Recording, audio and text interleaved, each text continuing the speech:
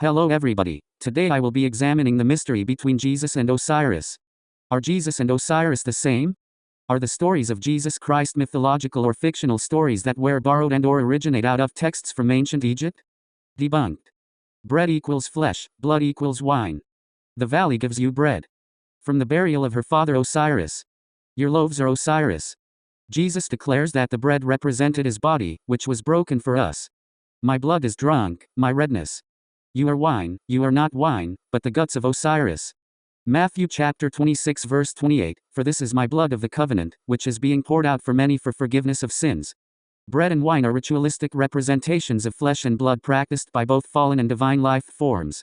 The very act of calling flesh bread and blood wine are claims made to signify a form of divinity within both the spiritual and physical worlds. But the true bread of God is the one who comes down from heaven and gives life to the world. Jesus is called light of the world. Lucifer is called lightbearer, or shining one as described in Isaiah 14. Jesus saw Lucifer fall from heaven like lightning, Luke 10:18. Isaiah chapter 14 verse 13-14, You said in your heart, O Lucifer, son of the morning, I will ascend to the heavens, I will raise my throne above the stars of God. I will sit enthroned on the mount of assembly, on the utmost heights of Mount Zaphon. I will ascend above the top of the clouds, I will be like the Most High. Matthew 4 verses 1-11, Satan tempts Jesus. Jesus was led up by the Spirit into the wilderness to be tempted by the devil. And when he had fasted 40 days and 40 nights, afterward he was hungry.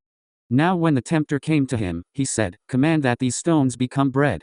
But he answered and said, It is written, Man shall not live by bread alone, but by every word that proceeds from the mouth of God. Then the devil took him up into the holy city, set him on the pinnacle of the temple, and said to him, Throw yourself down. For it is written, He shall give his angels charge over you. And in their hands they shall bear you up, lest you dash your foot against a stone. Jesus said to him, It is written, You shall not put the Lord your God to the test. Again, the devil took him up on an exceedingly high mountain, and showed him all the kingdoms of the world and their glory. And he said to him, All these things I will give you if you will fall down and worship me. Then Jesus said to him, Away with you, Satan. For it is written, You shall worship the Lord your God, and him only you shall serve. Then the devil left him, and behold, angels came and ministered to him. Zechariah 11:17, Woe to my worthless shepherd, who deserts the flock. May the sword strike his arm and his eye. Let his arm be wholly withered, his eye utterly blinded. Luke 10:18, And I saw Satan fall from heaven like lightning. Cross versus Ankh.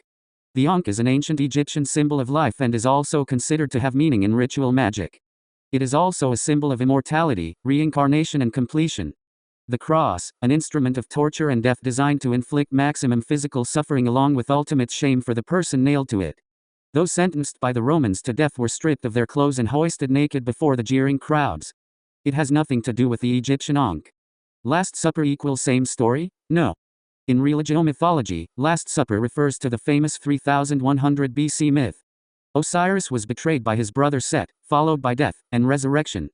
According to the form of the myth reported by the Greek author Plutarch, Osiris was slain or drowned by Seth, who tore the corpse into 14 pieces and flung them all over different parts of Egypt. The phallus is eaten by a fish.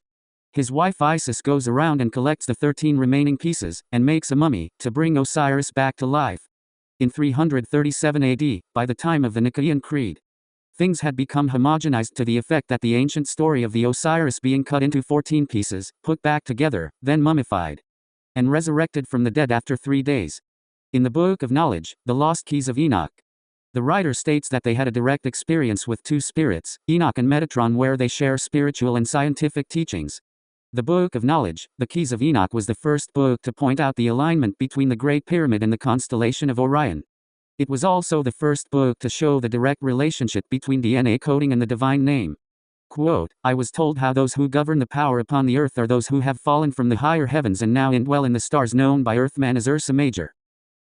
From this threshold gate, they control one of the major entrance points into our local system from the higher heavens.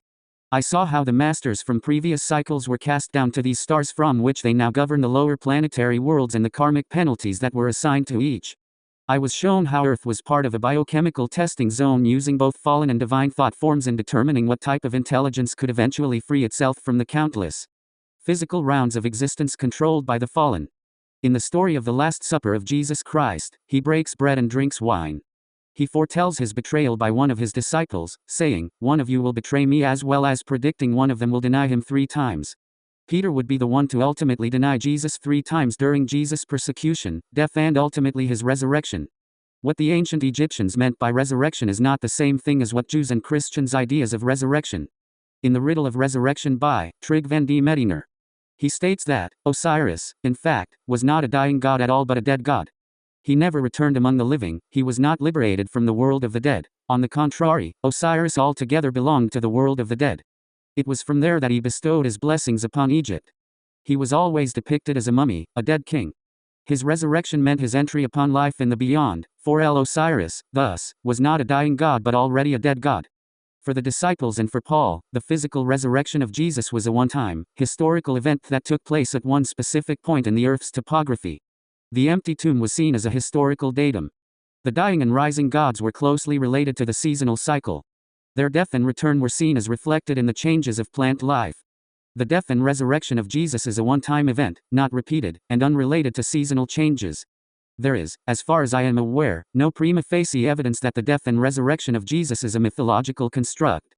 Drawing on the myths and rites of the dying and rising gods of the surrounding world while studied with profit against the background of Jewish resurrection belief. The faith in the death and resurrection of Jesus retains its unique character in the history of religions.